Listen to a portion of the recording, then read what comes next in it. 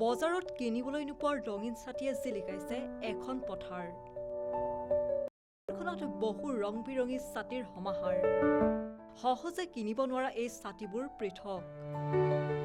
অসমীয়াৰ স্বাভিমান গামোচা পাট-মুগাৰ কাপোৰেৰে তৈয়াৰ কৰা হৈছে এই বিশেষ ছাতিবোৰ।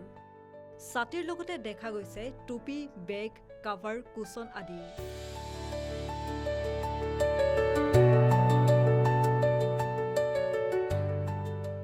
এজন ব্যক্তিয়ে একক প্ৰচেষ্টাৰে মুকলি কৰিছে এক নতুন বাট। তীৰ্থনগৰী হাজোৰ হালুগাঁৱৰ খেতিপথাৰত দেখিবলৈ পোৱা গ'ল এক নান্দনিক দৃশ্য। বিভিন্ন ৰঙৰ ছাতিৰে ভৰি পৰিছে এখন পথাৰ। অসমৰ স্বাভিমান গামোচা পাট-মুগাৰ কাপোৰেৰে তৈয়াৰ কৰা হৈছে এই ৰং বিৰঙৰ ছাতিবোৰ। কেৱল ছাতিয়েই নহয়, দেখা গৈছে টুপি, বেগ, চোফাৰ কাভাৰ, কুচন আদি। বিশেষকৈ দৰাৰ বাবে তৈয়াৰ কৰা হয় এই থলুৱা সামগ্ৰীবোৰ। এই সকলোবোৰৰ আঁৰত আছে এজন ব্যক্তি। এজন ব্যক্তিৰ একক প্ৰচেষ্টাৰে মুকলি কৰিছে স্বাৱলম্বিতাৰ পথ। এই ব্যক্তিজনৰ নাম ৰতন হালৈ।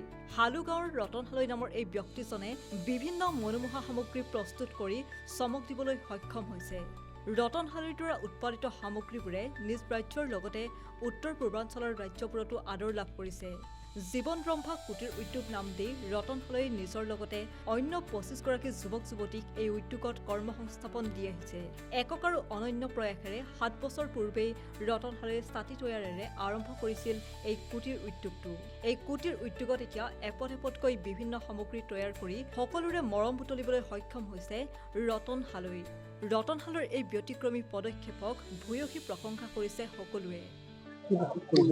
জীৱন ৰম্ভা কুটিৰ উদ্যোগ অসমৰ চিনাকি নাম। এই উদ্যোগটোৰ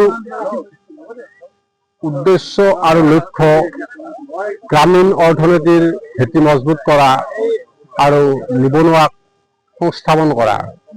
সপোন ক্ষুদ্ৰ উদ্যোগৰ পৰা বৃহৎ উদ্যোগলৈ গঢ় দিয়া। এই ইণ্ডাষ্ট্ৰিটোৰ জৰিয়তে আমি বিগত ৭ বছৰে দৰা ছাতি, দৰা টুপি, বেগ, বিচনী, কুচন, গাৰু, জাপি তৈয়াৰ কৰি আহিছোঁ আৰু এই সামগ্ৰীবোৰ আমি হোলচেল ব্যৱসায়ৰ মাধ্যমেৰে গোটেই অসমতে আমি বিতৰণ কৰিছোঁ।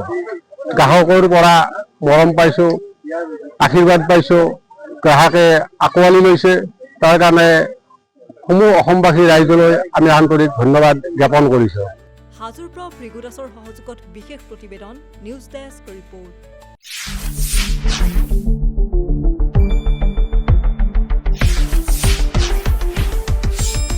শুদ্ধ আৰু বিস্তৃত বাতৰিৰ বাবে চাই থাকক নিউজ ডেস্ক ৰিপৰ্ট।